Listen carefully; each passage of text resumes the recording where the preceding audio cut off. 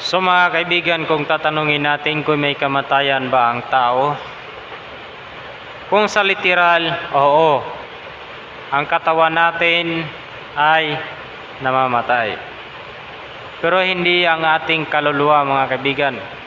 Dahil ang kaluluwa natin parang driver ng sasakyan. Halimbawa, nasira ang kanyang sasakyan kung saan. O halimbawa, ang driver ay may amo o driver lang ng sasakyan pero hindi siyang may-ari.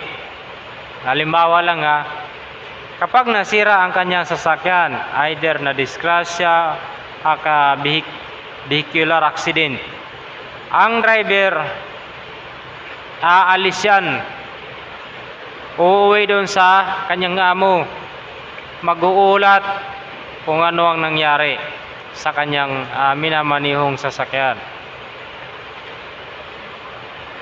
Pero kung hindi siya, parang ganun lang ang sistema mga kaibigan.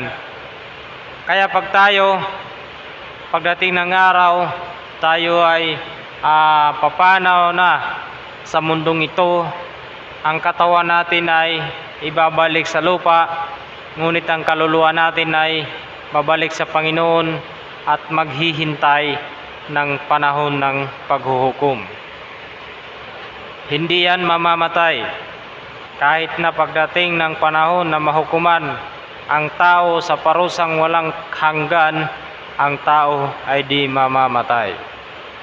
Maghihirap, magtitiis, oo, maghihirap, yun ang mangyayari. Yun ang matindi. Kasi walang kamatayan, ibig sabihin ang paghihirap walang katapusan. Hindi ka mamamatay. Kapag ang kagaya ng sinabi nila, kapag ikaw ay itinapon sa tinatawag na dagat-dagatang apoy, doon ay manatili ka ng habang panahon. Ika'y masusunog pero hindi magiging abo. Kung sa madaling sabi, ikaw ay mapapaso lang pero hindi masusunog. Siyempre, habang ika'y napapaso, ang mararamdaman mo ay kahirapan. Ganon ang buhay ng tao, mga kaibigan, kasi ang buhay walang kamatayan. Ang nilagyan lang ng buhay, kagaya ng ating katawan, ang siyang may kamatayan. Kapag ito'y iniwan na ng espiritu, o kaya ang katawang ito ay hindi na kayang dalhin pa ang espiritong inilagay sa kanya, kaya siya ay iiwan na ng kanyang espiritu at babalik ang espiritu sa Panginoon at maghihintay ng panahon ng paghukom mga kaibigan. Kaya yung mga taong gumagawa ng hindi maganda, yung mga sa pagkapanahonan ngayon, balang araw, aanihin nila. Maaari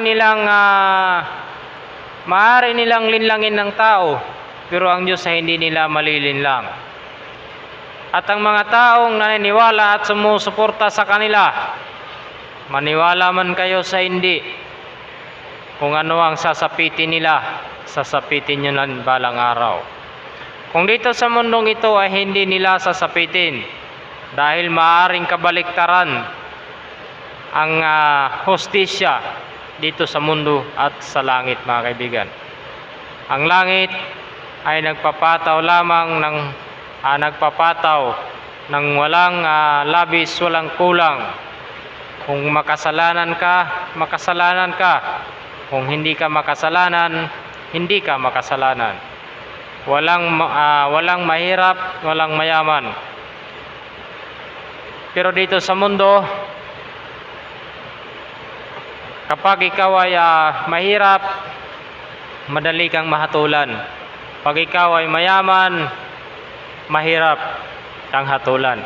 Lalo na kung ikaw ay malapit sa pamunuan o ikaw mismo ang namumuno, sadyang mahirap talaga.